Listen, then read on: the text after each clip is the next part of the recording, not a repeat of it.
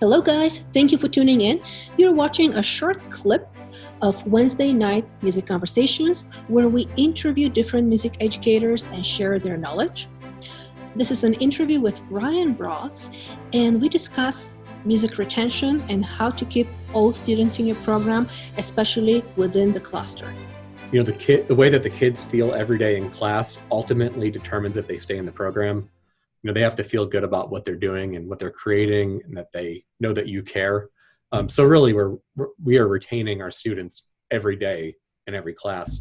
There isn't like a magical do these 4 events and you will have a 200-piece orchestra. What we have found is that, at least in our situation, the kids transition campuses 2 times, middle school to 9-10 high school, and then 9-10 high school to 11-12, that when we lose kids from the program, it's at one of those transition points.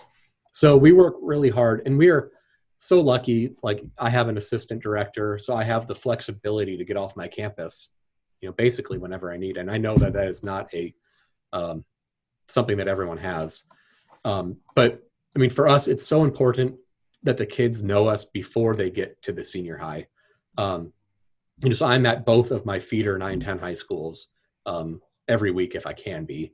And then I'm at the middle schools as much as I can as well. So that the kids, they know who I am. They know what to expect. And it just, I think it makes them more comfortable to stay in our program because it's a known quantity.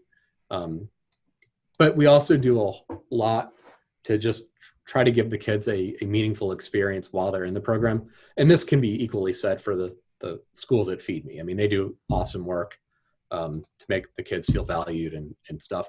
So my orchestra officers, my student officers, we put together like a monthly social event that everybody's invited to. So, we do like a fall picnic, which is kind of like an outdoor Olympic thing. We have a boba night one night. We have an ice cream social at some point in the year, a video game night, movie nights, all that stuff. But we try to do that like once a month. And some of the kids don't care about those at all. But a lot of them do. I mean, a lot of them, like, they feel like orchestra is their family, and that's what I want them to feel. And then do some other targeted work at the younger kids. So my officers at the 11-12, I don't know how this even started, but for years now, they've been sending Valentines Notes to every 9th and 10th grader at the 2 feeder campuses.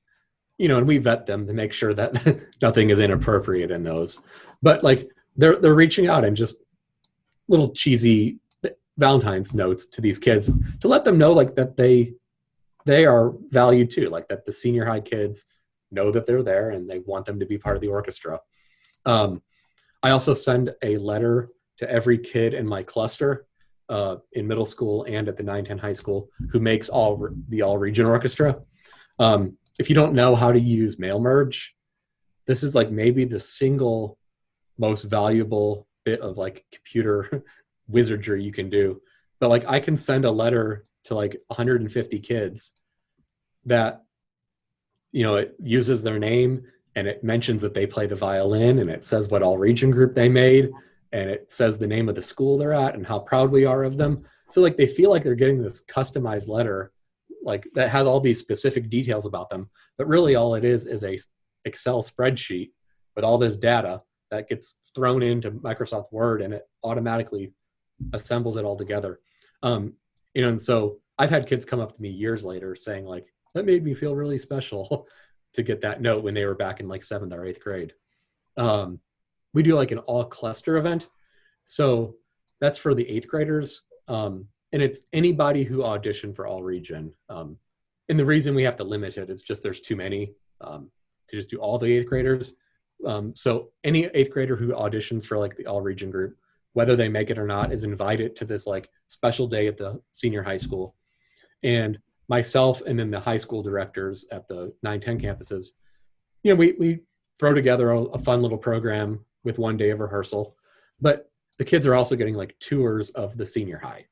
And we're playing games and we're giving out prizes like orchestra t-shirts. And we just try to make it really fun for them, because if the kids can envision themselves as part of your orchestra program, they're going to stay, hopefully.